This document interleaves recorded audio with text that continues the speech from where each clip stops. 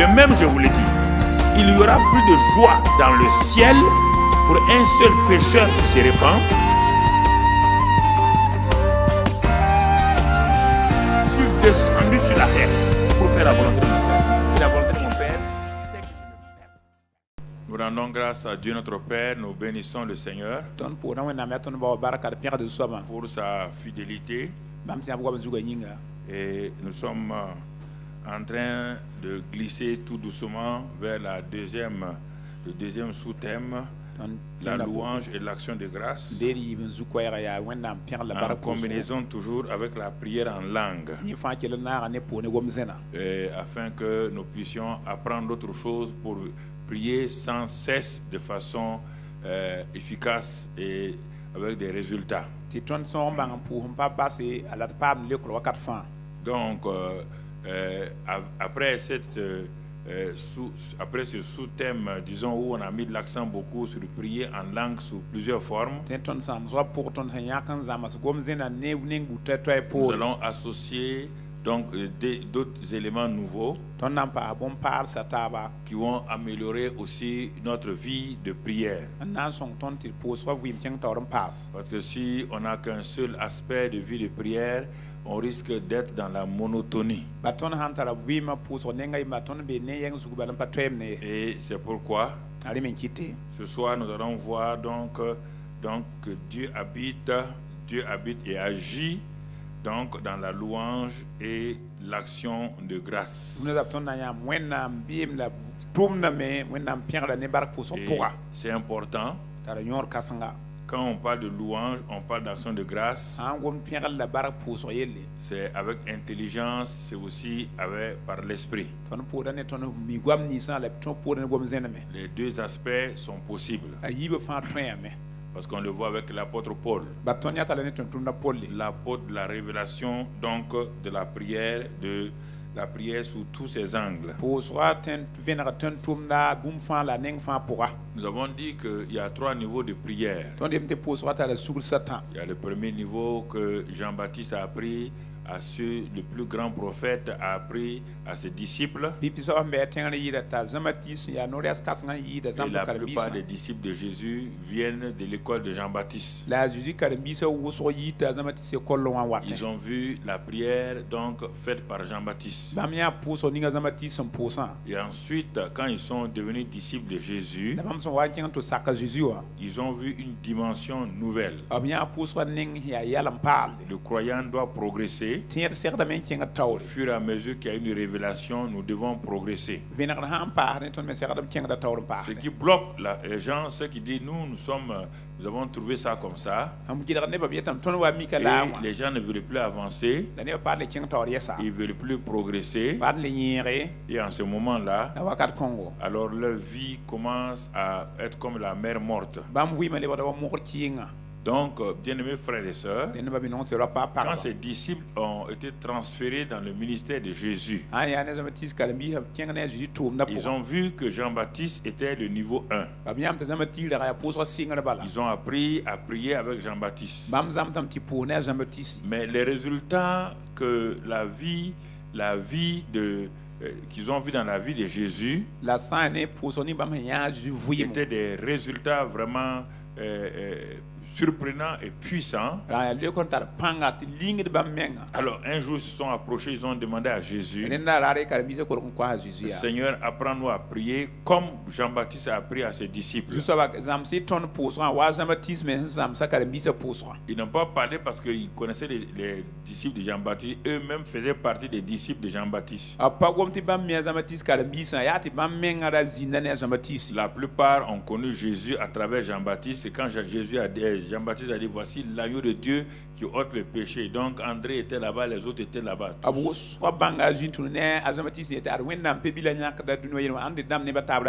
Et quand ils ont continué avec Jésus 3 ans et demi, leur vie de prière n'a pas été éprouvée, c'est-à-dire qu'il ne s'est pas trop amélioré. Parce que Jésus passait leur temps à leur dire race de vipères, gens de peu de foi, Jean, où est votre foi? Parce qu'ils ne comprenaient pas la prière et le Saint-Esprit n'était pas là. On ne voit jamais aucun dans les 4 évangiles un apôtre, un disciple de Jésus prier avec efficacité, avec des résultats. Regardez, lisez là-dedans. Il n'y a aucun d'entre eux. Il dépendait de la prière de Jésus. Il vivait sous la coupe de la prière de Jésus. Il vivait sous l'onction de Jésus. Quand Jésus les a envoyés pour chasser les démons, il leur a prêté son onction et ils sont partis. Mais quand un jour ils sont descendus de la montagne, dans la vallée, ils ont essayé de chasser, ils n'ont pas pu. Donc on voit ici, mais Jésus va leur annoncer quelque chose d'important. Comme c'est sorti de la bouche même de Jésus, nous devons accepter ça totalement. Il s'arrête et il leur dit qu'il leur est avantageux que lui s'en aille pour que le Saint-Esprit vienne. Et quand le Saint-Esprit va venir, et tout ce que lui l'a fait là, le Saint-Esprit va le faire encore. Et il va le faire de façon meilleure. Non pas qu'il est supérieur à Jésus. Jésus est limité dans son corps physique actuellement, alors que le Saint-Esprit sera dans tous les croyants à travers le monde. Et comme ce sont des gens charnels, même si Jésus voulait leur enseigner la prière profondément, ça ne peut pas passer. Ils sont dans la chair. Maintenant, quand ils seront dans l'esprit, quand ils seront nés de nouveau et que le Saint-Esprit habitera dans leur esprit, leur esprit sera régénéré, en ce moment-là, l'enseignement donné par le Saint-Esprit va les amener à un 3e niveau. Et en ce moment-là, leur vie de prière ne dépendra plus de Jésus, dépendra du Saint-Esprit qui est sur la terre, en eux et avec eux. Mais pour que les gens comprennent, c'était difficile. Il a fallu que Dieu suscite un homme appelé Saul de Tarse. Et qui est venu, qui a commencé sans avoir entendu Jésus, sans avoir assisté aux réunions de Jésus. Il n'a jamais assisté à aucune réunion de Jésus. Et il est venu et il a commencé, comme Jésus l'a dit, il a enseigné les gens par le Saint-Esprit. Il a eu la révélation et il a commencé à impacter la vie de prière. Et les gens voyaient presque les mêmes résultats que dans la vie de Jésus. Et c'est ainsi que Paul aussi drainait des foules derrière lui. Et on le voit, il apparaît dans Acte 9, Acte 8 et Acte 9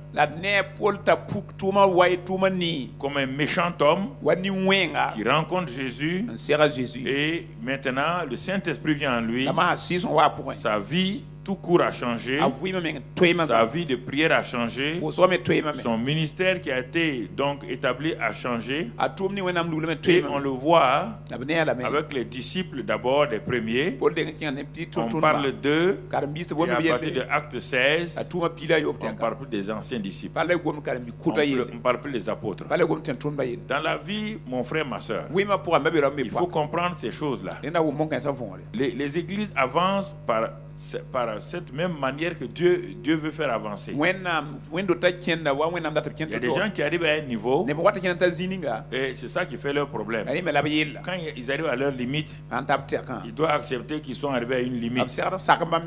Ils ont joué un grand rôle au départ, mais maintenant ils ne peuvent plus aller. La preuve est que quand l'État met quelqu'un à la retraite, il n'écrit pas une lettre à l'État pour l'insulter.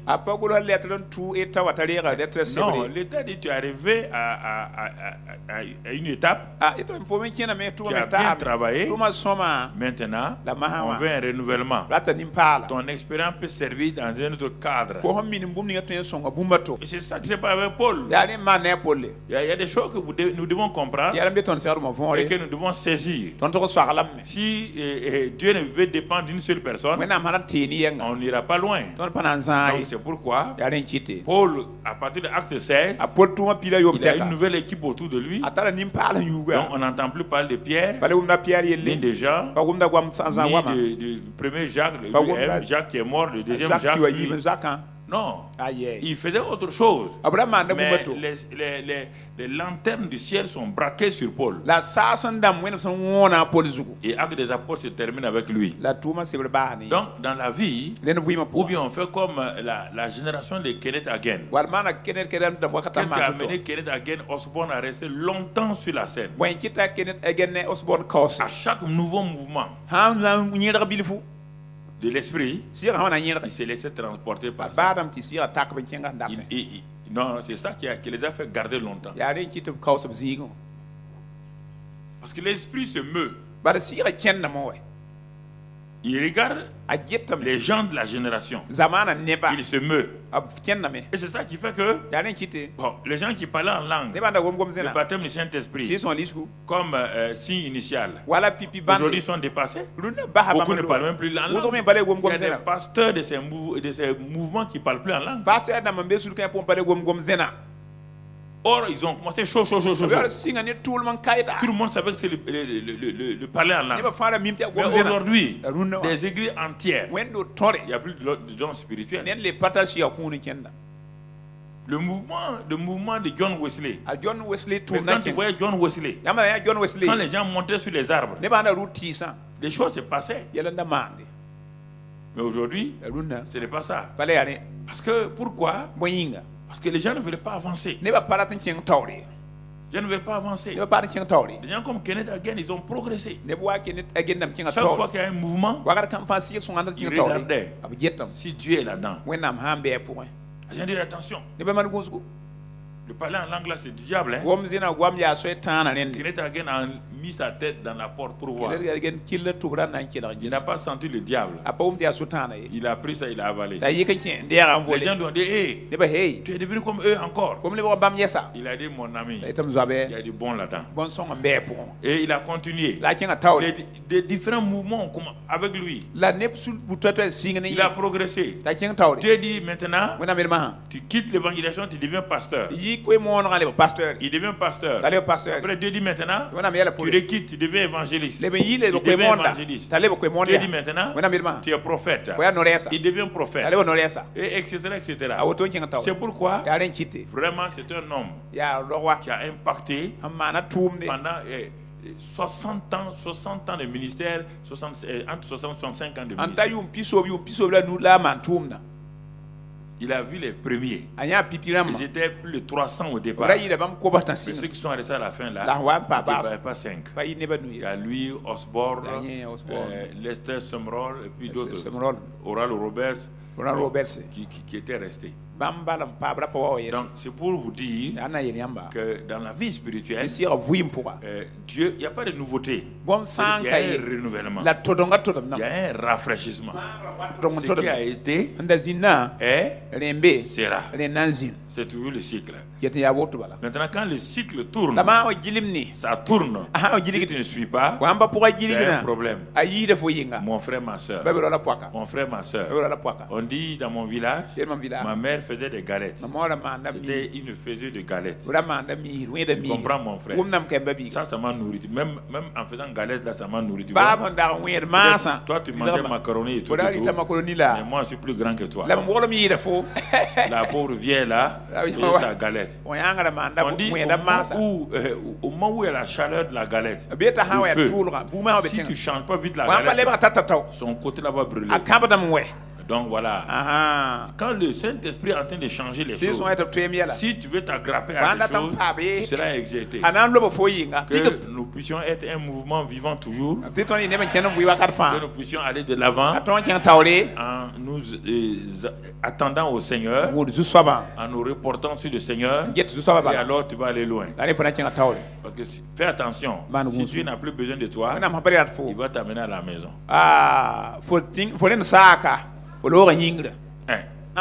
Mais oui.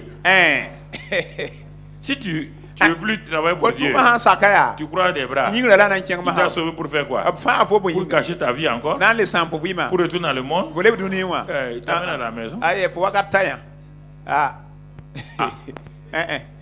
Ok.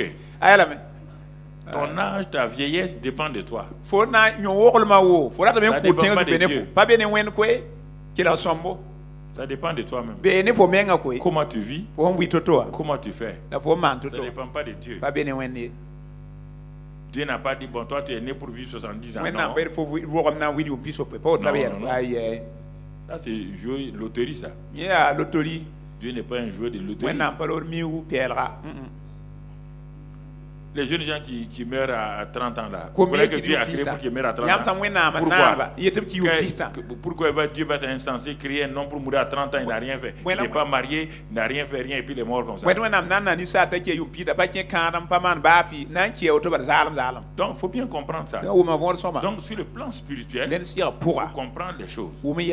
Quand on les comprend, on va de l'avant et on progresse avec Dieu. Alors donc notre thème, il y a des... je prends toujours 10-15 minutes pour saisir vos cœurs. Et nous allons traiter notre thème de ce soir-là, qui habite et agit dans la louange et dans l'action de grâce.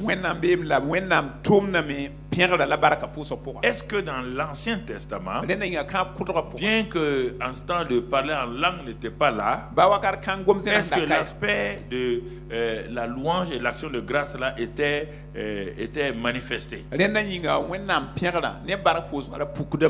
y a plusieurs témoignages, mais on va prendre ce soir tout juste un seul passage. Et Dieu voulant, le dimanche, on va développer. Donc, nous sommes actuellement dans la louange de l'action de grâce, avec l'intelligence et aussi par l'esprit. Nous sommes passés à la deuxième section, donc le deuxième sous-thème, prier sans cesse. Alors dans le psaume 22, verset 1, il est écrit ceci: mon Dieu, pourquoi m'as-tu abandonné? Regardez, David avait la révélation, la parole que Jésus va prononcer des années plus tard, des centaines d'années, sont déjà dans la bouche de David. Parce que David avait l'Esprit de Dieu sur lui. Quand l'Esprit de Dieu est sur nous, donc l'Esprit de Dieu nous donne des paroles prophétiques, nous donne des révélations. Donc il est en train de citer il est en train de citer des paroles que Jésus à la croix va citer textuellement. Il est en train de parler de la vie de Jésus sans savoir qu'il y aurait un Jésus un jour. C'est ça le Saint-Esprit dans la vie d'un homme ou d'une femme. Donc il dit, mon Dieu, pourquoi m'as-tu abandonné? Et t'éloignes-tu sans me secourir, sans écouter mes plaintes? Mais en ce temps, comme Jésus n'était pas là, on va le prendre dans le cas de David. Donc, à un moment donné, David avait des problèmes. Et il a prié, mais puis il dit à un moment donné, mais pourquoi tu m'as abandonné, Seigneur? Je prie, je crie à toi, tu ne me secours pas. Tu n'écoutes pas mes plaintes. Mais Monsieur David, Dieu n'écoute pas les plaintes des gens. Il n'écoute pas les plaintes. Mais il va continuer comme Jérémie. Et il va continuer à se plaindre. Il dit, mon Dieu, je crie le jour et tu ne réponds pas. La nuit et je n'ai point de repos. Dieu dit, il faut crier même à 4h du matin. Ici, le cri là, ce n'est pas la prière. C'est une plainte ici. Hier, on a dit crier, ça c'est prière. Il y a un moment où on crie là, ça c'est pas prière, ça c'est plainte. Il dit, je n'ai point de repos. Et il change brusquement. Il dit, pourtant, tu es le Saint, tu sièges au milieu des louanges d'Israël. Dieu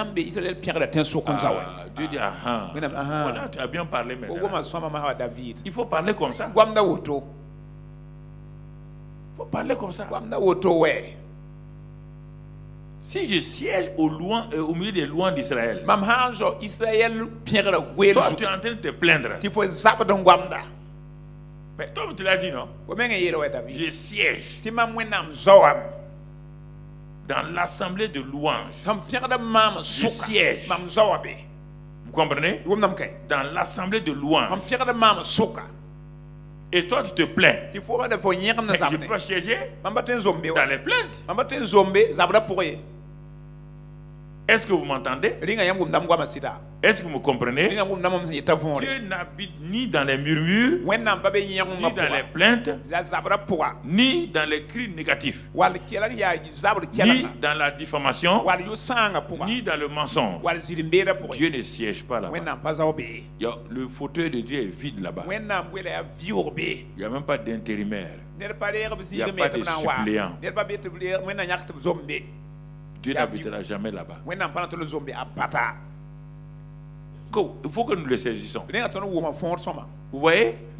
Quand on est sur un sujet, les sujets semblent être complets. La prière en langue semble être complète totalement. Maintenant, quand on commence un autre sujet, on se rend compte que c'était une simple brique qu'on avait placée. Il y a une autre brique alors. Oui, mon ami. La prière en langue ne résout pas tout. C'est pourquoi Dieu sait que comme elle ne résout pas tout, Dieu te donne une autre brique. La louange et l'action de grâce, deux choses complémentaires. Deux choses complémentaires. Donc tu vois. Et donc plusieurs années plus tard, des centaines d'années plus tard, notre fameux homme Paul, l'homme qui a été attentif à la révélation de la parole de Dieu,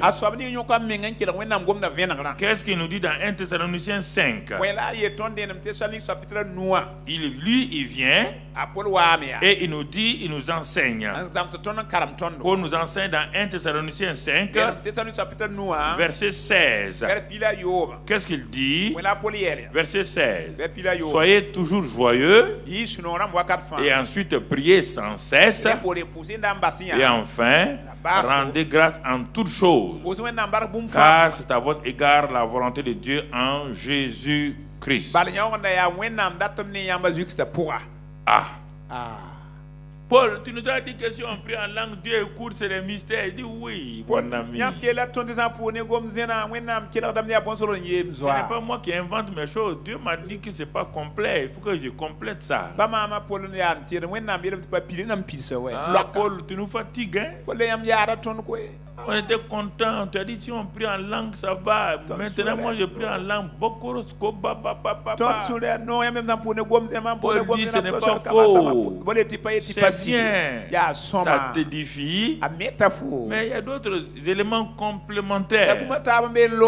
Quand tu verras tout, tu vas voir que vraiment Dieu est merveilleux. Tu vas voir les différents aspects de la prière sans cesse. Et dans les circonstances, si tu ne peux pas prier dans telle chose, tu pourras prier dans telle chose. Donc tu ne seras jamais arrêté. En ce moment, tu vas comprendre que la diversité dans la fait toutes sortes de prières. Paul dans Éphésiens, toutes sortes de prières.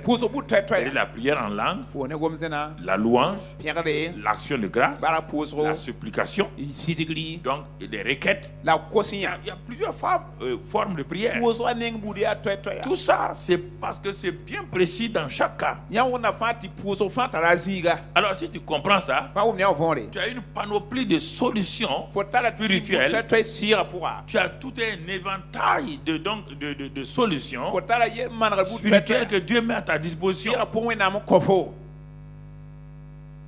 Et ça va, ta vie spirituelle sera boostée. Ta vie spirituelle va changer. Tu vas voir, comme les Anglais disent, un breakthrough, c'est-à-dire qu'une percée spirituelle profonde. Et tu vas commencer à te dire, mais merci Seigneur. Parce que j'avais une seule manière de prier. Et les gens prient de la même manière, prier 10 ans, 15 ans, même manière, ça ne marche pas. Avec les mêmes gestes, les mêmes mouvements. Pour eux, prier, c'est ça seulement. Prier, c'est ça. Mais après, à un moment donné, ils se rendent compte que ça ne change pas. Parce qu'ils n'ont pas appris autre chose. C'est normal, mon frère. C'est normal, ma soeur. Parce que c'est comme cela. Donc, Pierre dit ici, Paul dit ici, quand tu pries comme cela, il dit dans 1 Corinthiens 14 maintenant, 15 à 17, 1 Corinthiens 14, 15 à 17, il dit que faire donc? Je prierai par l'esprit, mais je prierai aussi avec l'intelligence. Je chanterai par l'esprit, je chanterai aussi avec l'intelligence. Autrement, si tu rends grâce par l'esprit, comment celui qui est dans les rangs de l'homme, si tu rends grâce par l'esprit. Donc on n'a pas abandonné. On n'a pas abandonné la prière en langue. On n'abandonne pas la brique de du 5e niveau quand on commence à mettre les briques du 6e niveau. On a la 5e couche de la maison. On a posé la couche. Tu es content. Mais il y a une 6e couche. Elle va se placer sur la 5e couche. Et ce sont ces différentes couches-là qui vont faire le mur. Une seule couche ne fait pas le mur. C'est l'ensemble des couches qui font des murs. Donc ces différents aspects de prière vont t'aider à toi-même voir que tu as un mur complet maintenant qui peut opérer, qui peut te protéger, qui te garde de l'attaque des gens, et la grâce de Dieu va t'aider. Alors pourquoi nous devons prier sans cesse? Pourquoi nous devons toujours rendre grâce à Dieu en toutes circonstances? Parce que Romains 8 verset 28 nous dit, Romains 8 28 nous dit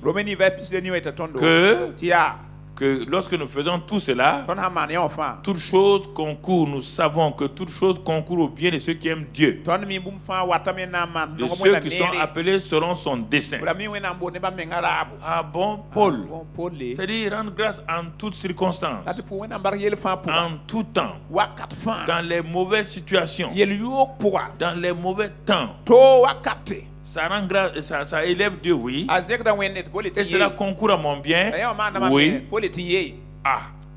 Moi, je crois que ce verset au Romains 8 là, que c'est tout juste. Quand je fais ça, voilà comment Dieu agit. Il dit non, rends grâce en toutes choses, car c'est la volonté de Dieu. Paul, tu veux dire quand je suis quelqu'un en difficulté, quelqu'un m'a fait du mal, Dieu dit, je t'ai dit, rends grâce en toutes choses. Toutes choses, c'est toutes. Tu ne comprends pas français ou anglais plus que Dieu. Toutes choses, c'est toutes. Si c'était les choses positives, il allait ajouter les bonnes choses. Dieu n'a pas peur de toi et de moi. Il a dit toutes. C'est la même chose. Dieu dit toutes choses concourent au bien de ceux qui aiment Dieu, de ceux qui ont appris et qui prennent pour me louer, me rendre grâce. Sans tenir compte de la situation là, ils vont voir les résultats. Ils vont voir les résultats. Ils vont voir ce que ça donne. Donc moi je suis content parce que Dieu est en train de me donner un bon panier de différents aspects de prière. Alors regardons Paul qui a dit cela là. Dieu va le faire des expériences. Mais on va prendre sur l'expérience de Paul ce soir. 2 Corinthiens 12. 2 Corinthiens 12. Paul dit, tu as dit que toute chose concourt au bien de ceux qui aiment Dieu. Paul dit oui. Oui. C'est moi qui ai dit ça. Tu as dit de rendre grâce en toutes choses. Il dit oui. C'est moi qui ai dit ça. Ok. Dieu vient et il enlève Paul au 3e ciel. Le 3e ciel, c'est là où il y a le trône même de Papa bon Dieu. C'est la salle du trône. La salle du trône. Il est assis, on ne voit pas son visage. Tout est splendeur, son visage là, c'est comme du feu. On le voit à partir d'ici. Dieu l'amène là-bas. Et Dieu lui révèle des grandes choses. Et dans ce passage-là, Paul dit, il dit, verset 2 par exemple, on peut commencer au verset 2. Je connais un homme en Christ. Est-ce qu'il a dit je connais un homme? Il a dit je connais un homme? Hein? Un homme en quoi? Ah, faites attention. Oh, ouais, il y a un frère, un homme là-bas. Il a dit un homme en. Ce sont les hommes en Christ que Dieu amène dans cette dimension. Un homme en Christ qui fut il y a 14 ans ravi. Il n'a pas parlé de ça pendant 14 ans, il n'a pas dit ça à quelqu'un. C'est maintenant qu'il dit. C'est maintenant qui a été ravi. Il y a des choses que Dieu m'a dit, je ne l'ai pas dit à quelqu'un. Je ne le dirai pas du moment. Il y a plus de 30 ans, 40 ans. Il y a des gens, leur bouche là, c'est entonnoir. Et c'est ça qui fait le malheur des gens sur les réseaux sociaux là. Ils parlent au hasard. Dieu m'a amené ici. Dieu m'a dit ça. Dieu m'a dit ça. Mais pourquoi tu as fait cette expérience? Pourquoi Dieu t'a dit ça? Tu n'entends pas d'abord. Dieu ne fait rien sans but. Tout ce que Dieu fait et dit a un but.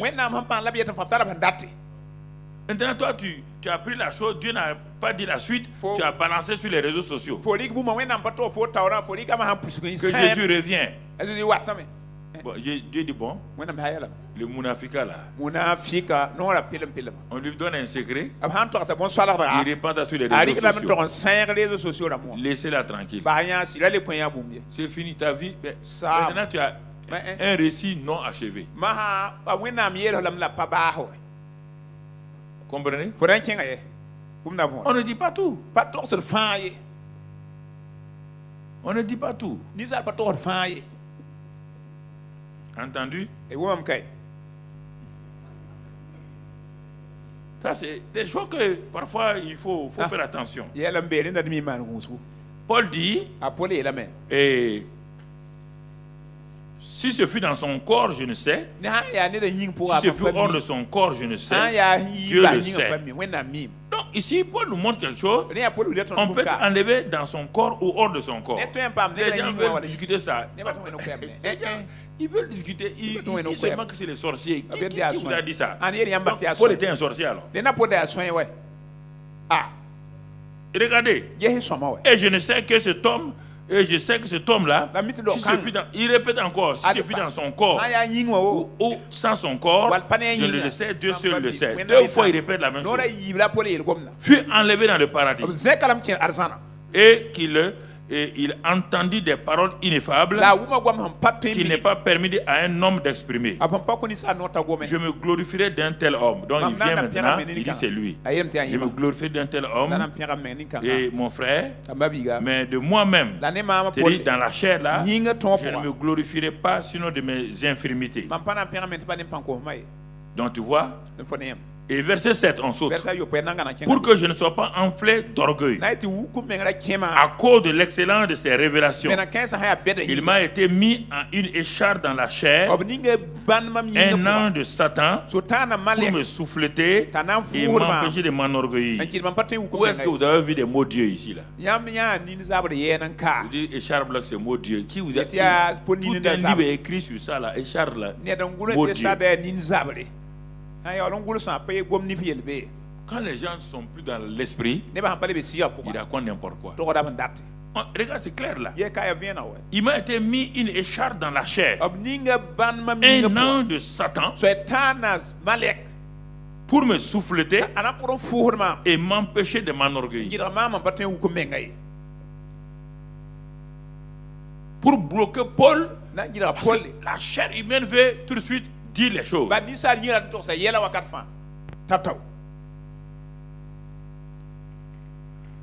3 fois, j'ai prié le Seigneur de l'éloigner de moi. De l'éloigner. Quoi? L'ange là. Comme les gens ne veulent pas accepter, c'est-à-dire, donc un âge de Satan peut bloquer Paul. C'est écrit ici. Une autre fois, Paul a dit, Satan m'a résisté. Il m'a résisté. Je lui ai dit, j'ai dit à Dieu 3 fois, je suis allé prier. D'éloigner l'ange de Satan. Mais Dieu me dit quoi? Dieu me dit, comme tu as dit que toute chose concourt au bien de ceux qui aiment Dieu, de ceux qui sont appelés selon le dessein de Dieu. Toi-même tu as dit de rendre grâce en toutes choses, car telle est la volonté de Dieu. Il dit, mais maintenant, tu veux faire quoi? Rendre grâce. Il dit, pour ça aussi. Dieu dit de rendre grâce. Tu entends? Prière là. Intercesseur là. Toi tu n'as pas de problème là. Tu entends? Toutes les prières de Paul sont exaucées. Ici il a prié 3 fois. On n'a pas dit qu'il a prié une fois, 2 fois, 3 fois. Non. 3 des sessions de prière. Peut-être ça a duré 21 jours, 21 jours, 40 jours, 40 jours. Il a tout fait, rien. Qu'est-ce que Dieu dit? Il m'a dit, ma grâce te suffit. Car ma puissance s'accomplit dans la faiblesse. Seigneur. Ah bon? Donc je dois garder ça idée, oui. Comme ça, chaque fois, tu vas dépendre de quoi? De ma grâce, de ma puissance.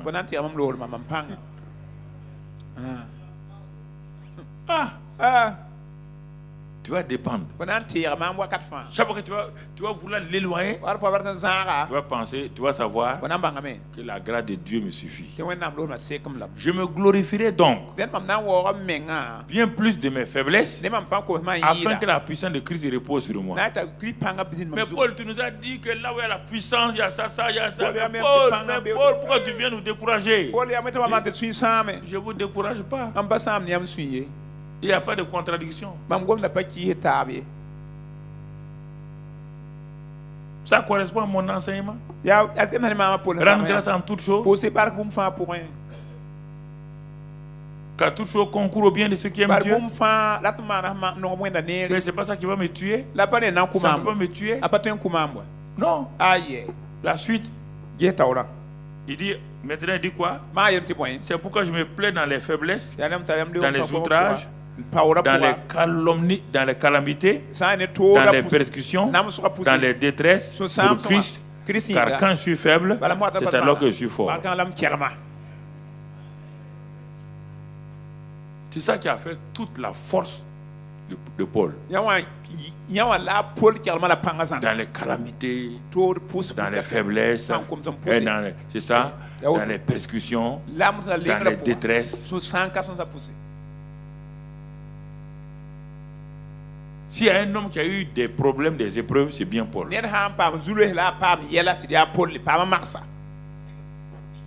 Quand tu étudies toutes ces difficultés dans Timothée, dans Galates, dans Corinthiens, combien le gars a souffert pour Christ? Toutes sortes de choses. Les gens disent non, il dit qu'il est fort, mais il est un gars faible. Quand il va venir ici, on va voir. Paul dit bon, j'arrive. Quand je viendrai, on saura qui est qui. On dit bon, et puis il parle comme ça là. Il n'était même pas parmi les premiers apôtres là. Paul dit, je ne suis pas parmi les premiers apôtres. Mais je suis un père pour vous, non? Est-ce que vous avez plusieurs pères? Ils ont dit non. Il dit, c'est moi votre père. Il dit, le gars n'est même pas marié. Qu'est-ce qu'il connaît dans le mariage? Il s'élève mariage. Il ne connaît pas marié, il est marié. Les gars étaient persécutés. Les gens partaient à ces réunions. Les gens sont guéris. Les morts ressuscitent. Quand c'est fini, on dit bon, ok. Mais sa doctrine là, c'est ça, mon frère. Tu veux être utile pour Dieu? Accepte ça. Il rend grâce à Dieu. Et tu vas voir des choses qui sont transformées. Tu vois, tu vas voir une épine que tu vas transformer en couronne. Mais oui. Les gens croient que tout le temps il faut que les choses négatives partent comme ça. Tu vas apprendre quoi? Tu vas apprendre quoi? Est-ce qu'on peut apprendre les choses dans la croissance dans les bonnes choses? Non, mon ami. C'est ça le vrai problème. Les chrétiens veulent uniquement des bonnes choses. Si ton enfant est né, ton enfant a commencé à avoir ses dents, tu nourris l'enfant avec des sucreries. Tu vas avoir deux choses: problème de carie, diabète. C'est toi qui as tué ton enfant. On ne donne pas tout le temps les choses sucrées aux gens. Ça, c'est pas la vie chrétienne. Même les gens qui sont dehors savent qu'il y a ça. Il y a des épreuves, il y a des choses l'adversité. Mon frère, ma soeur. Donc, on le voit ici. Et Paul a appris. Il a appris ça. Et depuis ce temps-là, Paul ne s'inquiétait plus. Dès le moment où Dieu a dit ma grâce te suffit, là, Paul ne s'est plus inquiété. Il ne s'est plus inquiété. Et c'est pourquoi il rendait grâce. Puisque la grâce de Dieu suffit, il rendait grâce à Dieu en toutes circonstances, en tout temps, et pour toutes choses.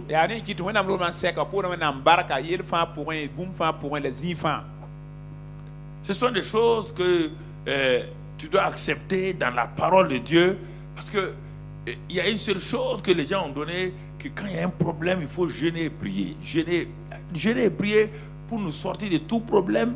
Ça veut dire qu'il y a des moments même on ne veut pas accepter, même quand une épreuve est dirigée par Dieu, un test est dirigé par Dieu, on ne veut pas. En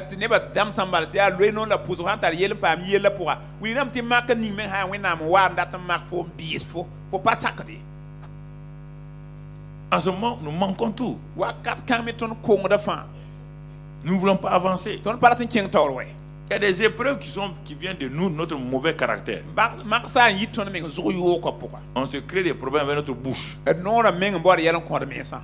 Dans la Bible, il dit que c'est notre bouche qui nous donne des coups. Donc, notre propre vie peut nous créer des épreuves. Mais en réalité, ce n'est pas une épreuve. Parce qu'on a créé nous-mêmes des problèmes pour nous-mêmes. Deuxièmement, il y a Satan qui nous envoie des épreuves pour arrêter notre progression. Si c'est nous-mêmes, nous devons nous repentir, demander pardon à Dieu et réajuster ce que nous avons fait. Si c'est Satan, nous lui résistons au nom de Christ Jésus et nous lui donnons, nous disons, il est écrit. Et le troisième, les tests donc que le Seigneur même nous fait passer. Ces tests-là, c'est pour voir notre caractère. Ça transforme notre caractère. Ces tests-là, on ne dit pas à Dieu de les éloigner. Parce qu'aucun potier ne va éloigner le pot du feu. C'est le feu là qui va donner aux pots, les pots que vous voyez là, vous allez admirer là. Si vous leur demandez leur histoire, ils vont dire: je suis passé par le feu de l'épreuve et j'en suis sorti. C'est pourquoi toi tu es à ma recherche maintenant.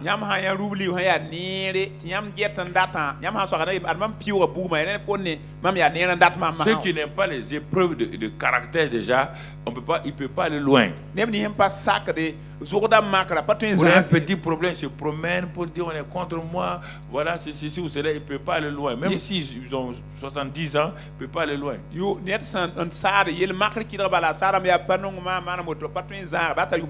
Parce que Dieu permet certaines épreuves, certains tests pour enlever certaines choses de nos vies.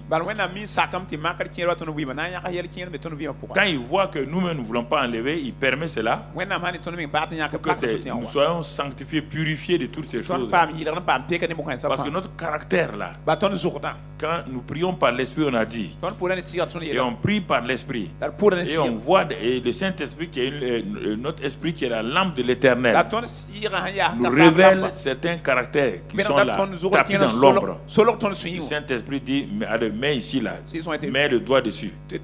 Tel aspect, il faut changer. Tel aspect, il faut changer. C'est en ce moment qu'on va dans le jeûne de la prière. Quand Dieu a montré ça, on va dans le jeûne de la prière, on s'humilie dans le jeûne de la prière. On dit à Dieu, oh Seigneur, je reconnais, tu viens de me montrer tel aspect de mon caractère. C'est dans le jeûne de la prière maintenant que je viens de m'humilier devant toi, afin que dans ta grâce, tu enlèves ces choses-là, tu m'aides à vaincre tout cela et aller de l'avant. Donc vous comprenez? Dieu n'enlève pas les choses. C'est la parole de Dieu, le Saint-Esprit, notre obéissance qui transforme notre vie.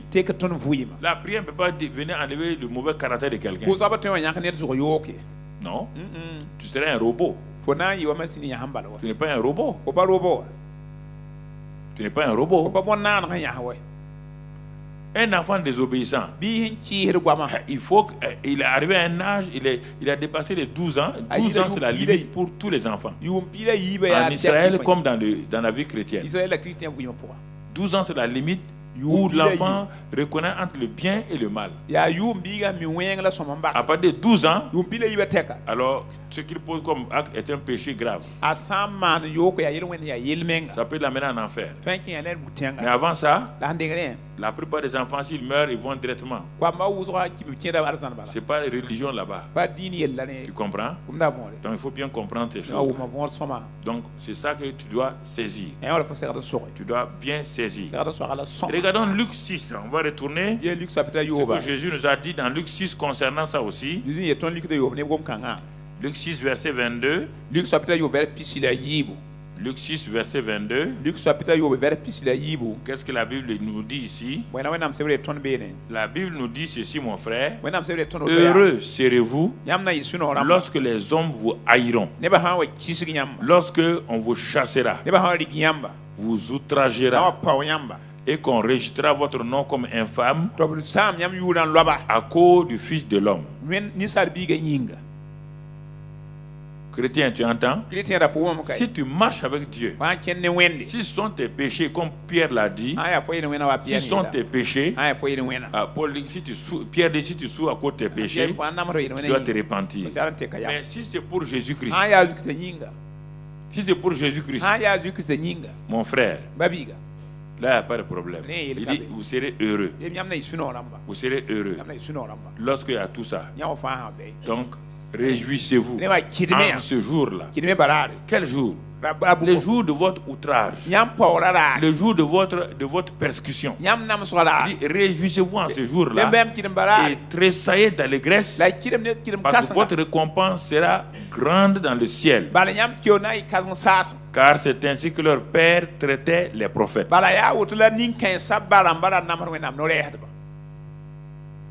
Donc, tu vois, tout ne va pas sur des roulettes.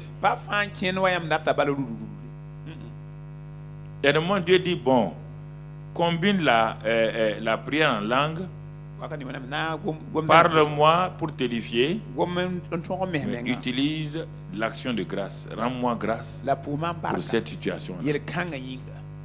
Même si ça ne plaît pas à ta chair, rends-moi grâce.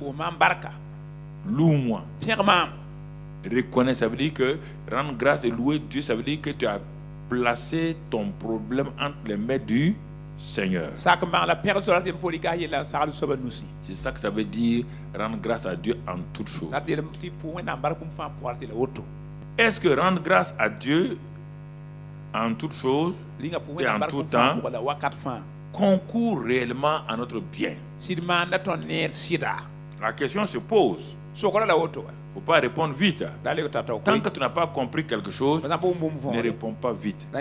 Parce que les gens répondent mécaniquement sans comprendre la profondeur, sans comprendre les différents aspects d'un thème ou d'un sujet.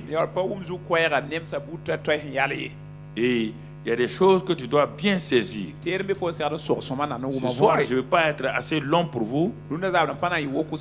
Et parce que comme c'était une introduction, j'ai voulu m'arrêter là pour que vous compreniez. Parce que pour que maintenant on parle de votre chair, de notre chair.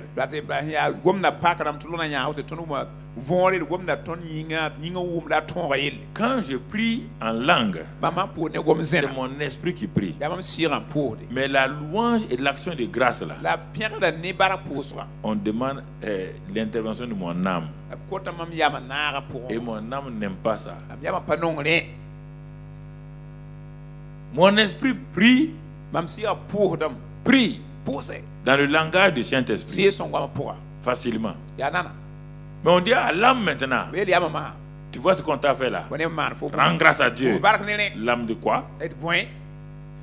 Tu veux prier en langue. Il dit non, ici là, c'est pas un problème de l'esprit, c'est un problème de l'âme. Non, mais vous avez dit qu'on peut prier non, oui. Ici là, non, c'est pas esprit, c'est l'âme. Comment d'abord à rendre grâce à Dieu. Remercie-le pour ça. Et après, prie en langue. Quand prie en langue, quand l'âme va accepter de s'humilier, de rendre grâce à Dieu, tu vas comprendre. Il y a des situations que Dieu permet pour que vous sortez là-dedans. Parce qu'il est en train de préparer autre chose pour vous.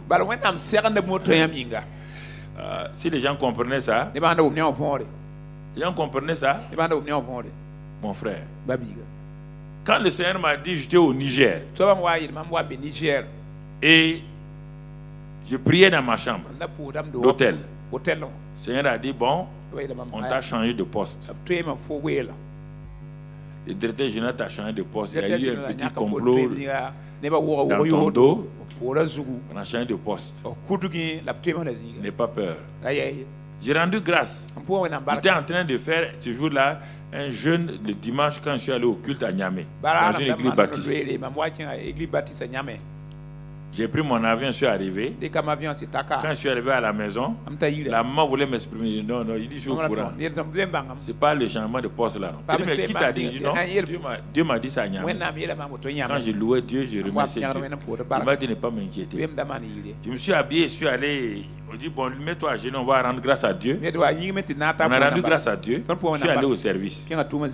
Bon, on a rassemblé parce que les délégués syndicaux n'étaient pas d'accord. Ils ont dit ça, c'est une intrigue de direction. On est allé dans la salle du conseil d'administration. Les délégués syndicaux étaient là avec le directeur général, le directeur technique qui avait soulevé le problème à l'époque. Et moi, j'étais assis. Les délégués ont pris la parole. Ils ont dit, mais il est arrivé maintenant. Bon, quelque chose s'est passé à son absence. Vous avez dit que ces agents dans le magasin ont stocké les tissus là. Il y a 3 balles de tissus qui ont disparu. Lui, il est absent. Mais pourquoi vous voulez changer de poste? Il n'est pas là. Il n'a pas fait de rapport. Donc le délégué n'était pas content. Moi j'ai dit non. Il doit au délégué de se calmer. Ce n'est pas un problème. Qu'est-ce que je dois faire maintenant? Le DG dit tu seras conseiller technique. Et il dit bon, où est mon bureau? Moi monter le bureau. Ils ont dit j'ai ma voiture, j'ai un bureau, j'ai mon salaire. Il n'y a aucun problème. Il n'y a aucun problème. Arrêtez. Quand ils m'ont mis là-bas, d'abord on m'a mis conseiller technique. Je n'avais rien à faire. Je louais Dieu. Après on m'a dit 6 mois, tu vas être le DAF. Comme j'ai fait gestion et entreprise, DAF. Après un an, on va être contrôleur de gestion. Tu vas t'occuper de l'audit interne. Il n'y a pas de problème. Ça, j'ai fait tout ça là. Même si vous dites audit international, il n'y a aucun problème.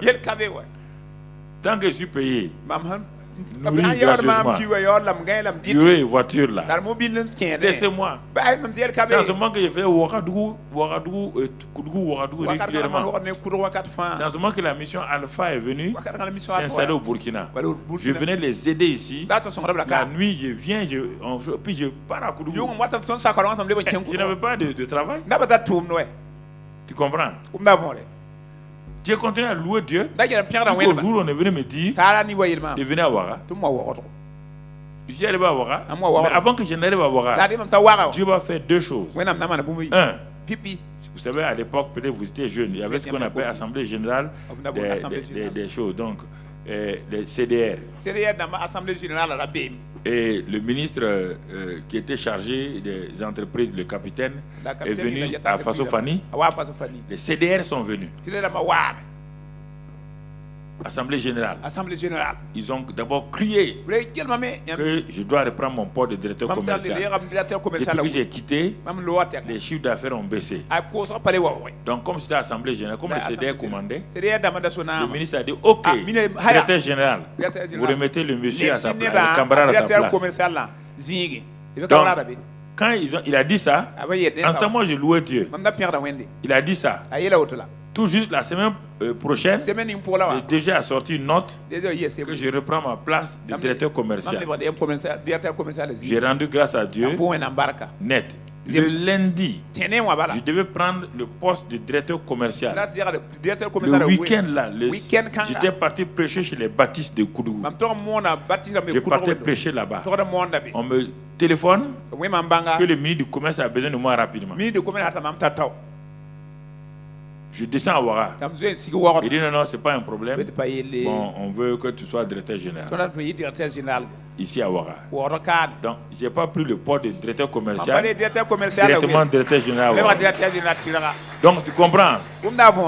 Mais si je m'étais couché des plaintes, je serais resté là-bas. Je serais devenu manœuvre générale.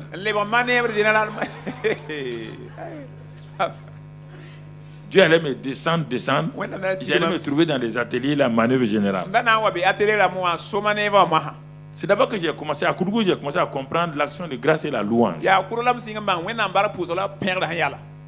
Ça, c'est une expérience. Dans la même ville de Koudougou, deuxième expérience que je vous ai racontée, je vais le raconter en détail ce soir que tu comprennes qu'est-ce que la louange et l'action de grâce produisent en combinaison avec la prière en esprit. Comme on n'a pas donné un enseignement comme ça combiné, donc tu ne peux pas comprendre. Maintenant, je peux te le donner en entièreté.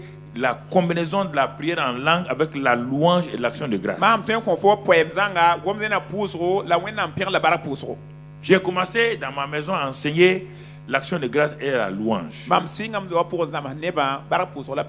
Donc il y avait les Gilbert, tous ceux qui venaient dans ma maison.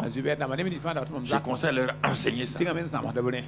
La louange, l'action de grâce. Et on pratiquait ça. Quand on avait des problèmes, on louait Dieu. Et maintenant, il y avait la Convention européenne des hommes d'affaires du plein évangile à Londres. Moi, je venais d'avoir leur journal. Il n'y a pas de chapitre au Burkina, ni en Afrique de l'Ouest francophone. Il y en avait au Nigeria, Kenya, Afrique du Sud. Et alors, en ce moment-là, ils ont dit qu'ils font une convention à Londres. Moi, j'ai dit, est-ce que je peux venir? Moi, je suis venu. Il dit, moi, je me suis inscrit dans le chapitre de Paris. Donc je suis parti là-bas. Pour partir, j'ai commencé à pratiquer. Écoute-moi, de parler en langue et donc la louange. Et je priais. Je n'avais pas de billets. Quand j'ai prié en langue, le DG m'a appelé. Ils ont dit qu'il peut m'aider pour aller là-bas. Première chose, j'ai eu un billet. Deuxième, si je priais ce jour-là avec le pasteur Gilbert, chez lui dans sa maison. Et quand on priait ensemble dans le salon, vers 10h, 11h du matin, Dieu a donné une parole au pasteur Gilbert. Il m'a donné cela, une parole que j'ai gardée dans mon cœur. Je suis parti avec ça. Maintenant, j'ai continué. Maintenant, il me fallait un visa. Je vais te montrer tout cela, la combinaison de la prière en langue et de la louange et l'action de grâce. J'ai continué à prier en langue. J'ai envoyé une demande de visa, donc c'était à Abidjan, c'était à Abidjan à l'époque, c'était pas à Accra, donc c'était à Abidjan. Mais mes dossiers n'étaient pas complets. Ils m'ont renvoyé le passeport avec un tampon rouge au milieu pour dire que le visa est refusé, je ne peux pas rentrer en Grande-Bretagne. J'ai pris mon passeport, j'ai ouvert, j'ai montré à Dieu. J'ai parlé en langue.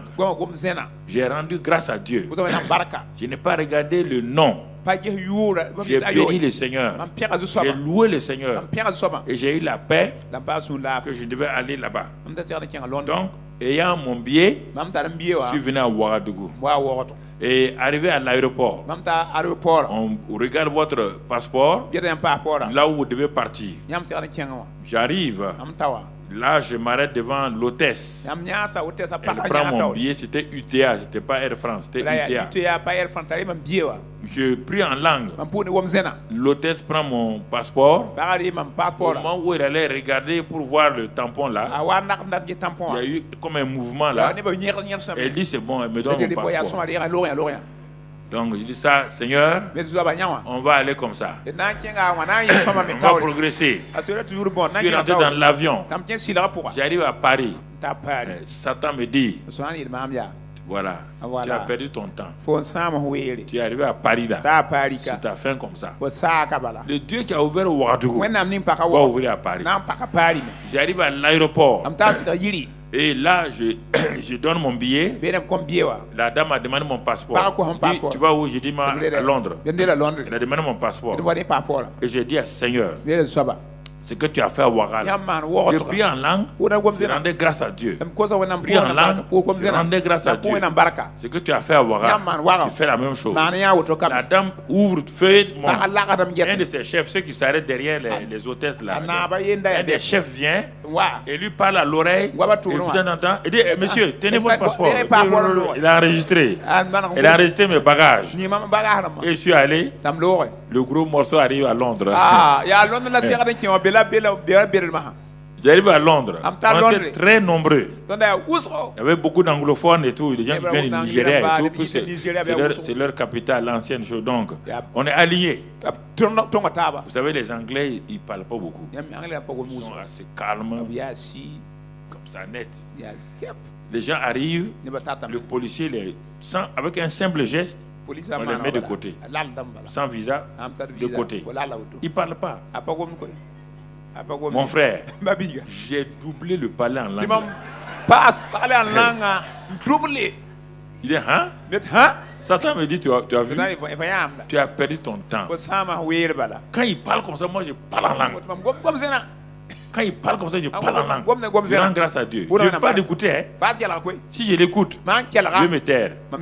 J'avançais. Et enfin, je me suis trouvé face à face avec le policier, la reine d'Angleterre. Je donne mon visa sous le truc là. Il prend mon visa. Il fouille. Et mon passeport. Il regarde. Il a vu la page où il y a le tampon là. Il me regarde. Ça veut dire que comment tu as fait pour venir ici? Il n'a rien dit, hein? Mais je vois dans ses yeux comment tu as fait pour arriver ici. Bon, comme il est policier, il doit obéir. Il a dit, il m'a montré comme ça. Et puis il a fermé. Il veut me glisser le passeport. Quand il a posé ça, il a dit, j'ai reculé. Je ne prends pas. J'ai commencé à prier en langue. Prier en langue. Prier en langue. Les gens qui étaient derrière moi là, les gens étaient arrêtés. Le policier a tendu sa main. Il a pris le passeport. Et je l'ai vu, il est sorti de son box là. Et il est parti dans un grand box vitré un peu à 30-40 mètres. C'est l'inspecteur qui est là-bas. Puis que c'est vitré, je les ai vus. Je n'ai pas entendu, mais je les voyais. L'inspecteur là semblait lui dire, mais ça ne va pas chez lui, non? Mais il lui montre, ça veut dire que l'inspecteur était un peu énervé, quoi. Le policier reprend le passeport et vient. Il rentre dans son box là. Il parle, je n'entends pas, parce que donc il me fait glisser. Mon ami, pour vous dire la vérité, je ne sais pas où j'ai eu le courage. Quand je pense à ça, quand je pense à ça, je m'assois sur mon lit, je dis, mais où tu as eu le courage là? Ça c'est Dieu. Je me suis arrêté, je dis, je ne prends pas. Donc, toute cette zone de l'aéroport, tout le monde regardait maintenant. Ça a attiré le regard de tout le monde. Les gens étaient bloqués, tout le monde était arrêté de me regarder. Le policier a repris mon passeport. Moi, j'ai pris en langue. Il a tourné. Il n'est plus allé vers là-bas. Il a tourné comme ça. Et puis il est parti. J'ai pris en langue. J'ai pris en langue. Pris en langue rapidement. Rapidement, mais pas trop fort. Ça a duré 10-15 minutes. 10-15 minutes. Il revient. Il rentre dans son box. Il ouvre mon passeport. Il montre le visa. 15 jours. Lui-même il rit. Lui-même il est content, quoi. Je vois que lui-même il a fait des exploits. Non, j'ai compris ça, il est content. Il me donne le passeport. Mon frère, ça c'est la prière en langue. Combiné d'un peu de parler et de action de grâce. Mais c'est pas fini. Quand j'ai quitté Londres, je reviens. J'ai dit je vais aller voir un ami à Vichy. Vichy se trouve à 411 km de Paris. J'ai pris le train pour aller. Bon, j'avais écrit à mon ami, bon, il s'appelle Jean-Louis Jaillet. Certains le connaissent. C'est un grand évangéliste qui a fait des grands réveils au Gabon, à RDC et tout. Mais c'était les vacances. Et vous savez qu'en France, les vacances, là, tout le monde pense en vacances. Même les pasteurs vont en vacances. Il n'a pas reçu ma lettre. Il n'y avait pas de téléphone. C'était en 80. Il n'y avait pas de téléphone, il n'y a pas autre chose. Donc, c'était des lettres qu'on envoie. La lettre est arrivée, trouver qu'il est parti en vacances. J'arrive à la gare de Vichy. Je descends. Bon, j'avais son téléphone, je téléphone, personne ne répond. J'étais embêté. Bon, Londres c'était facile. Maintenant je suis à 400 km de Paris.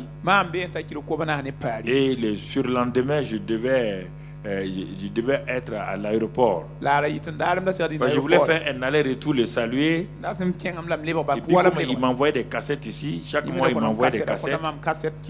Et que j'écoutais. Je voulais le remercier pour tout ça. Bon, maintenant qu'il n'est pas là.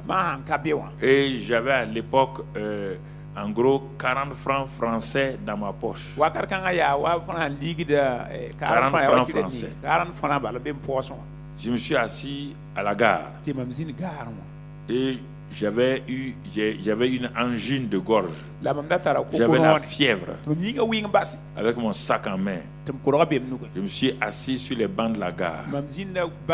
Satan dit cette fois-ci là. Tu as vaincu à Londres. Ici, là, c'est fini. Je me suis assis. Je parle en langue. Mais comme j'avais mal à la gorge, ça ne sort pas bien. Et je vais prier, je vais rendre grâce à Dieu. C'était faible. À la fin, je me suis assis. Les heures passaient. Je ne sais pas où aller. C'était lui seul que je connaissais à Vichy. Si j'étais à Paris, j'ai beaucoup d'amis ailleurs, mais pas à Vichy. Je réfléchissais, je prie en langue, je réfléchis, je prie en langue. Puis dans les gares, là, il y a des bancs. Je suis allé m'asseoir sur un banc. Bon, je gémissais en priant en langue. Mais comme Dieu a dit de rendre grâce en toutes circonstances, même si tu rends grâce en gémissant, ça marche, mon ami. Je rendais grâce, il n'était pas à l'aise, mais je rendais grâce. Comme il a dit de rendre grâce là, je rends grâce. À un moment donné, j'ai vu un clochard. Mais Dieu est fort. Parfois, il sait nous encourager. J'ai vu un clochard qui se promenait là-bas sur les choses, là, les quais là, avec sa bouteille de vin. Il parlait, il riait tout seul.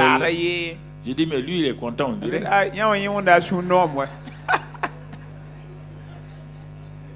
Lui, il est content. Mais brusquement, je vois l'homme. Il quitte là-bas. Il vient.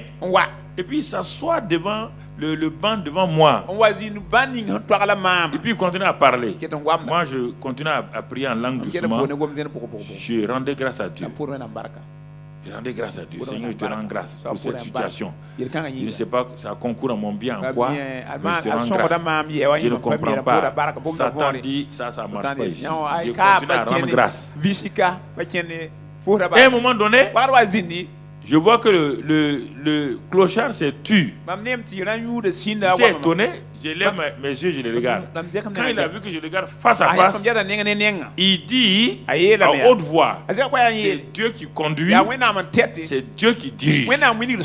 Quand il a fini, il a pris sa bouteille, il est parti boire loin. J'ai dit, si je m'assois ici, quand un clochard m'a prophétisé, si je reste ici, ce qui va m'arriver, c'est tant pis pour moi. J'ai demandé, il y avait des hôtels la gare là. C'était 35 francs la nuit. Je suis allé prendre l'hôtel là, 35 francs. Il me restait 5 francs. Les 35 francs français. Hein? Ok. C'est pas euro. Donc, nous sommes en 1980. C'est pas... Donc, tu comprends? Alors, il me reste 5 francs. Je n'ai pas mangé depuis hier.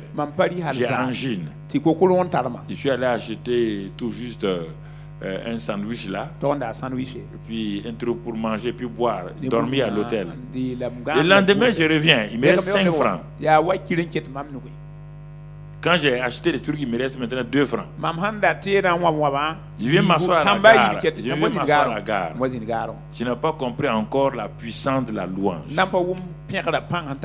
m'assois là-bas jusqu'à la nuit encore.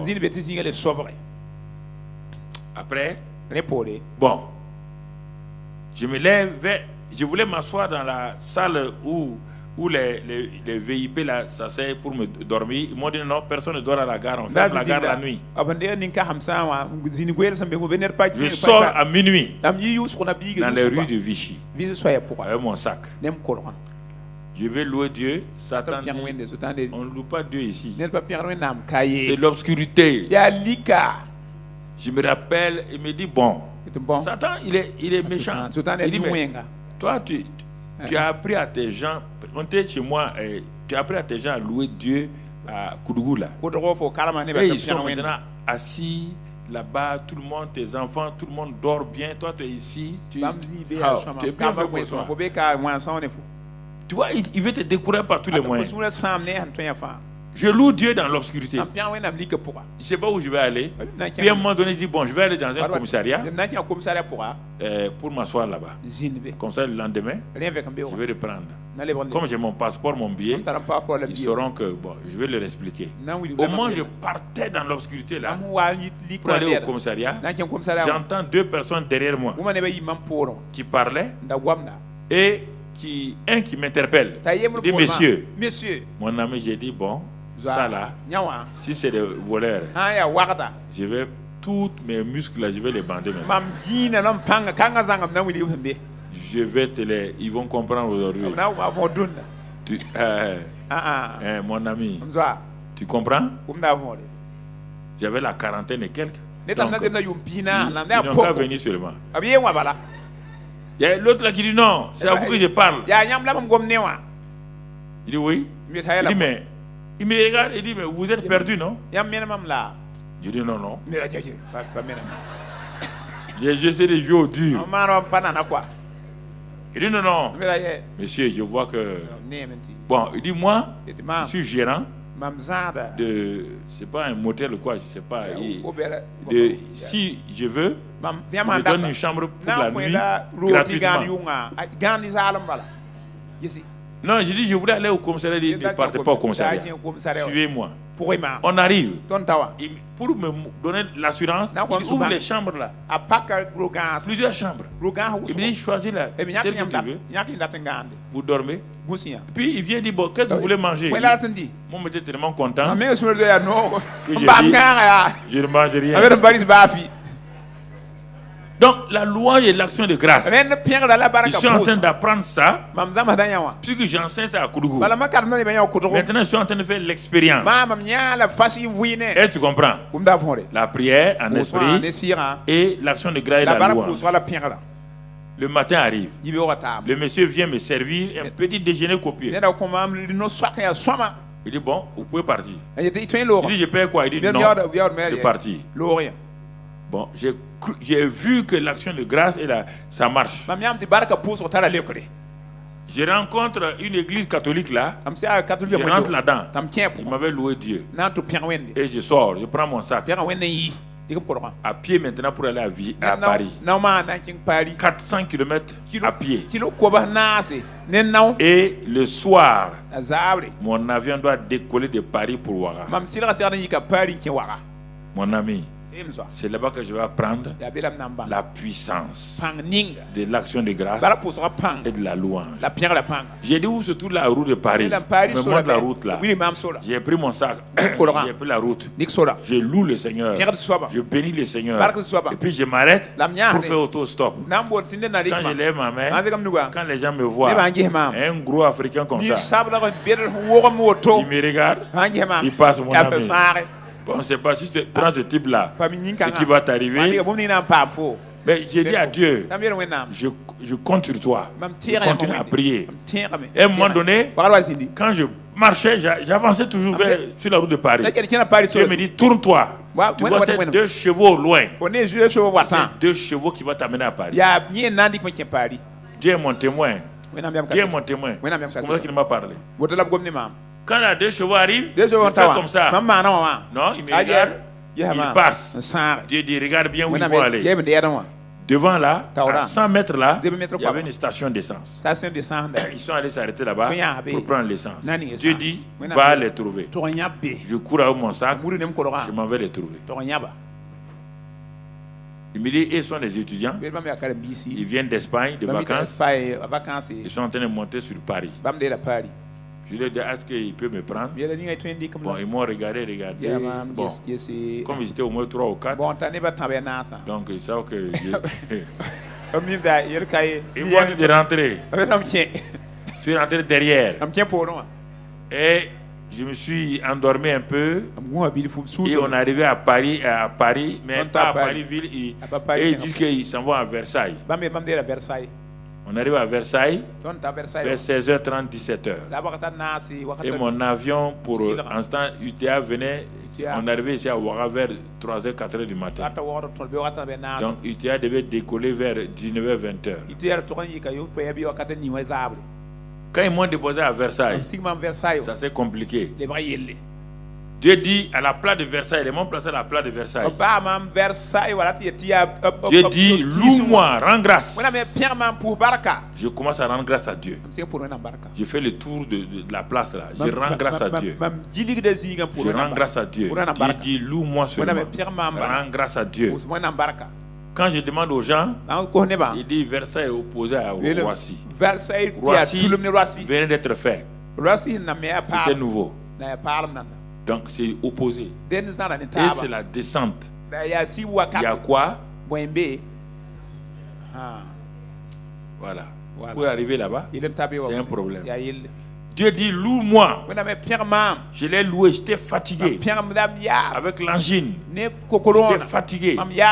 Je suis allé m'asseoir sur un banc. Et il y avait des bâtiments étages qui étaient là devant moi. Quand je loue Dieu, Dieu dit, lève la tête. Je lève la tête. Il dit, regarde bien là. L'homme qui va sortir de ce bâtiment, c'est lui qui va t'amener à Roissy. C'est là que j'ai appris à savoir que Dieu parle. Quand je vous parle, vous croyez que c'est amusement. Tout de suite, quand l'homme est sorti, j'ai pris mon sac. C'était environ à 100 mètres comme ça. Je cours. L'homme rentre dans une R4, les R4 là. Tu connais les R4. Il rentre là-dedans, ferme, toujours j'arrive essoufflé. Je frappe à la portière là où le passager s'assoit. Il descend la vitre. Il dit, monsieur, bon, je dois prendre l'avion UTA pour l'Afrique là. Bon, je n'ai pas d'argent. Il m'a regardé, il dit, lui, il aimerait me déposer, mais lui, il ne va pas vers Roissy. Lui, il est opposé à l'opposé de Roissy encore. Je me suis arrêté, j'ai dit, mais j'ai levé ma tête. J'ai dit à Dieu, tu as dit c'est lui. L'homme ne démarre pas. Dans mon cœur, j'ai dit, tu as dit c'est lui. Moi, je te remercie. Après, il me dit, il baisse la vitre là encore. Il dit, bon, j'ai réfléchi, je vais vous amener à Roissy. Je rentre donc dans cette R4 là. Quand je rentre là-dedans, on commence à causer. Il dit, d'où venez-vous? En ce c'était Haute-Volta. En 80, c'était Haute-Volta. Il dit, je viens de Haute-Volta. Il crie. Il dit, lui, il a fait toute son enfance à Ouaga. Dieu a de l'humour, hein? C'est un Ouagalais qui transporte un Ouagalais. Tu entends? Donc, il s'est décontracté. Il m'a posé des questions sur Ouaga. Lui, il a fait son enfance ici. Il me pose des questions. On cause. On arrive à Roissy net. Au moins, c'est 1h30 avant qu'on fasse les choses. Quand je descends, je le remercie. Bon, quand je voulais partir, il dit attendez. Bon, j'ai vu qu'il a mis sa main dans la poche. Et puis il a ouvert et il a tendu sa main. Je n'avais plus de francs, un franc. Ça fait 2 jours que je n'ai pas mangé. Ça c'est jeûne forcé. Il ne faut pas me dire ça c'est jeûne et prière. Ça c'est pas jeûne et prière. Ça c'est jeûne forcé. Il me tend la main. Quand je prends ce qui est dans sa main là, je ne regarde pas. Hein.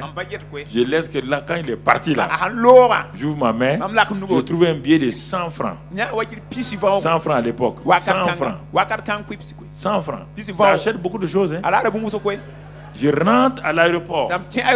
J'achète des petits cadeaux de souvenirs pour mes enfants. Je m'en vais, je mange un bon sandwich.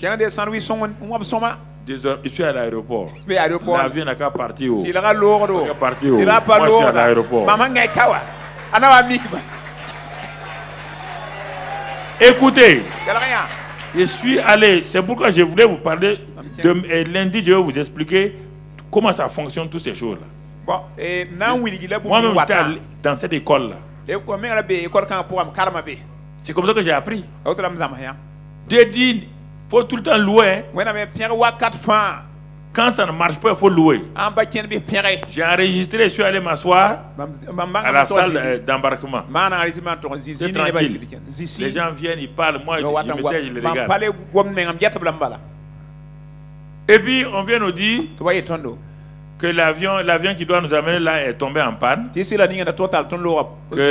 en train de chercher notre avion. Cherchez seulement. Moi, les autres là se plaignent, ils se plaignent. Moi je ne parle pas. Moi, Dieu m'a aidé pour arriver. Plaignez-vous seulement. Moi j'étais assis. J'étais assis. Je louais Dieu. Maintenant, la louange maintenant c'était pour louer, pour rendre grâce à Dieu pour les choses. Or avant c'était le combat. La louange, l'action de grâce était un combat. Quand j'ai dit au groupe musical que la louange, il ne faut pas croire que c'est tout le temps chanter. Hein? Est-ce qu'à ce temps-là je chantais? Est-ce que j'avais le cœur pour chanter? Ok, donc, quand ils ont dit ça, on s'est assis. Moi j'attendais. Je ne suis pas pressé. Après on dit bon, ok. Après 2 heures après, bon, ils ont trouvé un avion. On va aller. Donc on a embarqué. On était déjà en retard de 3 ou 4 heures. Or, je devais être le lundi, c'était un dimanche, je devais être lundi à 7 heures au service à Koudougou. Déjà avec les heures de retard là, et on devait passer par Niamey. On faisait Ouaga, Niamey, Paris, Niamey, Ouaga. On rentre dans l'avion. J'ai continué à louer Dieu. À louer Dieu toute la nuit là. À louer Dieu. Et avec l'escale de Niamey, on serait arrivé à Ouaga vers 7h30, quelque chose comme ça. Je loue Dieu. Je rends grâce. Je prie en esprit. Au moment où tout le monde dormait là, on arrive vers Niamey, on veut descendre. Brusquement, le pilote dit tempête à Niamey. Atterrissage direct à Ouaga. Tu entends? C'est moi seul qui ai déclenché ça. À cause de moi seul. À cause de l'action de grâce et de la prière en langue. Il n'y a pas autre chose, mon ami. Il n'y a pas d'autre raison. On ne va pas chercher ailleurs. Ceux qui étaient, les gens de Niamey se plaignaient. Moi, je me réjouissais. On arrive à 5h et quelques à Ouaga. Mon chauffeur m'attendait. J'ai dit au chauffeur, file seulement. File. À 7h pile, j'étais dans mon bureau à Koudougou. Tu comprends? Je voulais te donner mon expérience ce soir, comment j'ai appris à prier en esprit associé à la louange et à l'action de grâce. Au moment où je n'étais pas bien, j'étais souffrant, je n'avais pas d'argent. C'est en ce moment-là que j'ai appris à louer Dieu, à rendre grâce à Dieu, à remercier le Seigneur, à le bénir, même si les choses semblaient être contraires à ce que je vivais. Tu comprends? Quand les choses semblaient être contraires, c'est là que j'ai appris. Donc 80, 81, 82, 83, 84, j'ai enseigné ça au Koudougou là. Je les ai enseigné ça. Quand quelqu'un avait un problème, ne te plains pas. On va louer le Seigneur. On va rendre grâce au Seigneur. C'est là-bas que j'ai eu plusieurs victoires sur les persécutions, donc toutes les mensonges, les critiques. C'est là-bas que Dieu m'a formé 6 ans. 6 ans. C'est de cette école-là que je suis sorti de Koudougou pour arriver à Ouaga ici. Par la grâce de Dieu. Dans les temps difficiles, j'ai appris les mêmes choses. Quand ça n'allait pas, j'ai appris toujours les mêmes choses. À pratiquer ces choses-là. À louer le Seigneur. À le glorifier. Et c'est là que je suis, après le livre de l'autre les sorti sur la puissance de la louange. Quand on a eu ça, on dit donc ce qu'on faisait là, c'était bon. Maintenant, lui, il a sorti un livre là où on a vu ça. J'ai acheté le livre, il a donné à tous nos gens. Vous voyez ce que je vous ai enseigné là. Vous voyez le monsieur là. Il a trouvé ça lui aussi. La prison et la louange. Et quand je voyais les témoins là-bas, j'ai montré à nos gens. Il dit bon, aujourd'hui on va prendre le livre la prison et la louange. On va, faut pas. Moi je suis pas un prédicateur. Je suis un laïc, je suis directeur commercial. En train d'enseigner les gens. On va lire ça. On lisait, on pratiquait, on lisait, on pratiquait. On lisait, on pratiquait. Et on a vu que notre petit groupe là, tous les témoignages de ces livres là correspondaient à les situations que les gens vivaient. Des situations. Par exemple, il y a une femme qui à l'époque, bon, peut-être elle est par là, bon, ok. Elle était à Koudougou. Elle travaillait dans un service. C'est là que j'ai commencé à voir beaucoup de miracles à travers la louange, l'action de grâce dans la vie des gens. Il y avait une femme aussi qui avait un problème. Et son mari l'avait quitté depuis longtemps. Et parce que son mari dit, bon, quand il a marié, elle était mince, maintenant elle a grossi. On ne marie pas des filles maigres ni des filles grosses. On marie une femme. Et la femme change quand elle accouche, autre jour elle change. Voilà. Homme, vous avez compris? Voilà. Donc, il est parti. Elle était tellement découragée qu'elle aussi elle s'est laissée aller. Et à cause de ça, elle a grossi plus. Et un jour, elle aussi elle a reçu le livre de la prison à la louange. Mais elle s'est révoltée et dit non, Dieu ne peut pas quand même dire de le rendre grâce quand un mari abandonne. C'est ça le problème. Beaucoup de gens nous ont attaqué à l'époque. Hein? On a dit que c'est le diable. C'est pas aujourd'hui on dit qu'on est diable là.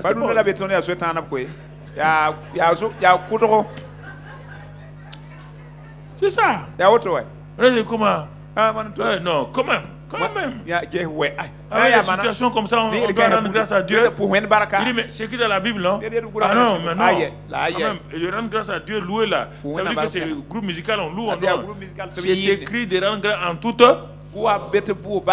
Donc, on le verra. Et Josaphat a loué Dieu quand ça allait bien. En pleine guerre.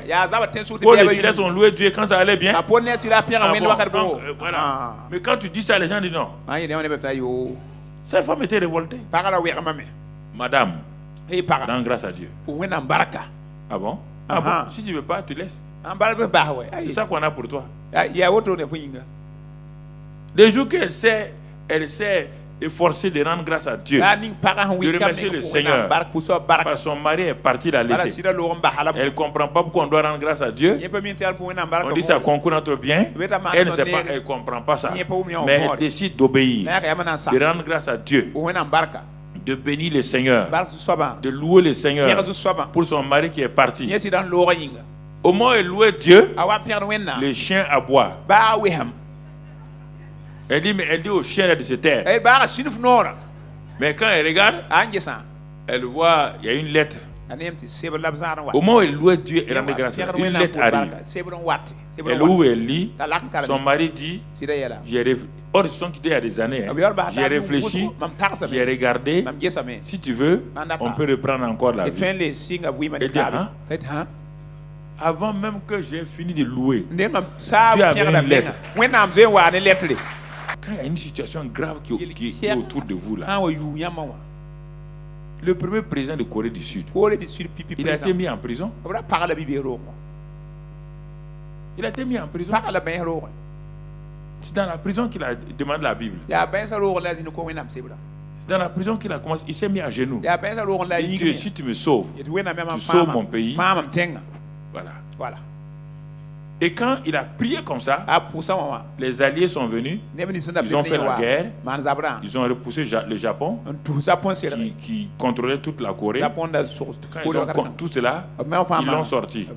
Quand il est sorti, comme c'était un activiste, les gens ont commencé à se tourner vers lui. Il est devenu le premier président de Corée du Sud. J'ai plein d'exemples comme ça de gens à qui j'ai dit, quand tu travailles une situation difficile, il faut bien regarder qu'est-ce que tu peux tirer de ça. Puisque Dieu dit, rendez grâce en toutes choses. C'est-à-dire toute circonstance, toute situation. Quand je regarde ma vie, j'ai fait 3 fois le CM2. Pourtant, j'étais le plus jeune. Tu comprends pourquoi j'ai fait 3 ans? Première année, le maître m'a fait une année blanche. Parce que mon papa était d'un parti, mon oncle était d'un parti opposé au maître. Le maître, à cause de ça, a refusé de nous présenter ni au CEP ni à l'entrée en sixième. Donc j'ai fait une année blanche. Le plus jeune de la classe. Tout le monde a passé CEP, sauf nous. Il a dit que pourtant mon père et lui sont du même parti, mais mon oncle et lui étaient opposés.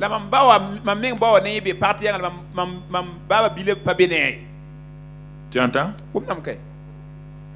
Donc j'ai repris la deuxième année. J'ai eu le CEP. Mon oncle m'a dit non. Toi là, je vois tu as un avenir. Il m'a amené à Bobo. J'ai eu l'entrée en sixième. Je suis venu au lycée Zenda avec mon cher ami. On est arrivé au lycée Zenda. Tu comprends? Plusieurs années plus tard, quand il commençait à prêcher, donc regarde bien, dans les années 60, en 84, 85, je prêche à Koulouba. Soit 25 ans plus tard, je suis en train de prêcher. Je vois mon maître là rentrer. Il ne m'a pas reconnu. Moi, je l'ai reconnu. Il n'a pas su que c'est moi. J'aurais pu dire feu! Comme beaucoup d'entre vous là. Voilà.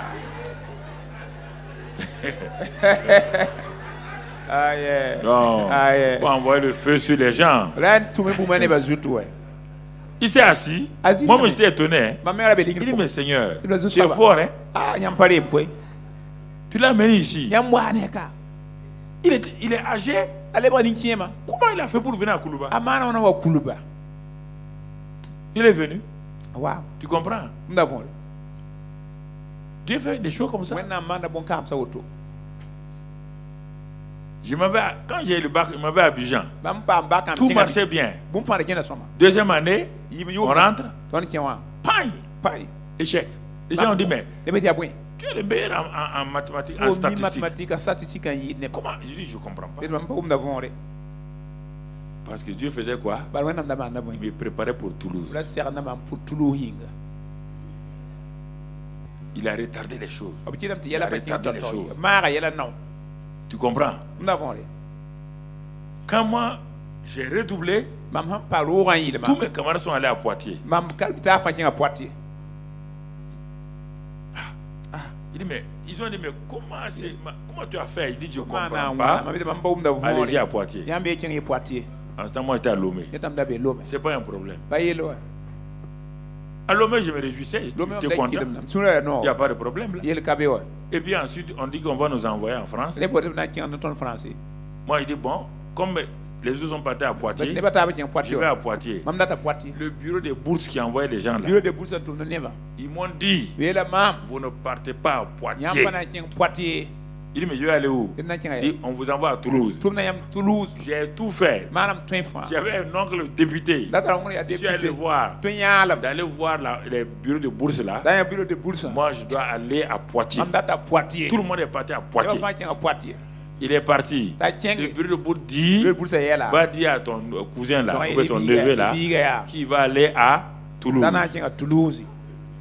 Je suis arrivé à Toulouse. Là encore, on veut faire bagarre. Au lieu de faire licence, on me dit on va nous rétrograder pour aller en deuxième année. Tu comprends? Et c'est la même année là, l'année scolaire là, que je rencontre Christ à Toulouse.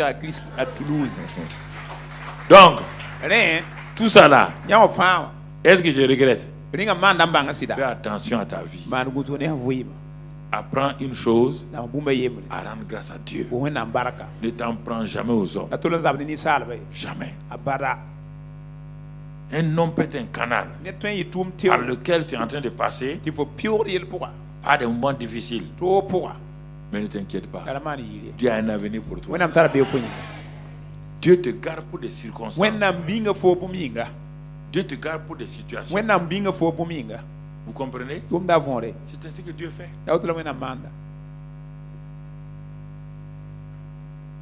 Je ne comprends pas. Les gens ne comprennent pas. Quand des choses arrivent,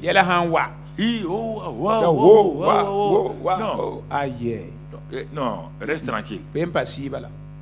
Joseph est passé par la prison. C'est là-bas qu'il est monté. Les David ont fait 13 ans dans le désert. Poursuivis dans les cavernes. Ça n'a pas empêché que David monte. Personne ne peut vous empêcher de monter. Il n'y a que lorsque vous murmurez, vous plaignez et vous criez, vous êtes la main de Dieu. Dieu ne vous délivrera, Dieu ne va pas vous justifier dans tout. Le mensonge que les disciples de Jésus ont enlevé Jésus, son corps là, le mensonge n'est pas dans la Bible encore. Le mensonge a duré depuis combien d'années? Depuis là, non? Quand Jésus est ressuscité là, les pharisiens et les scribes ont dit, il ne faut pas qu'on sache que Jésus est ressuscité. Ils ont donné l'argent aux gardiens, aux soldats là, de dire que ses disciples sont venus voler son corps la nuit. Est-ce que tu as empêché que ce mensonge soit dans la Bible? Ça est là-dedans? Donc jusqu'à présent, il y a des religions qui disent qu'on a volé le corps de Jésus. Ça empêche de Jésus d'être vivant. Il est vivant, non? Quel est le problème? Où est le problème? On m'a fait ça, on a dit ça sur moi. Où est le problème? Dans la vie là, toute chose concourt au bien de ceux qui aiment.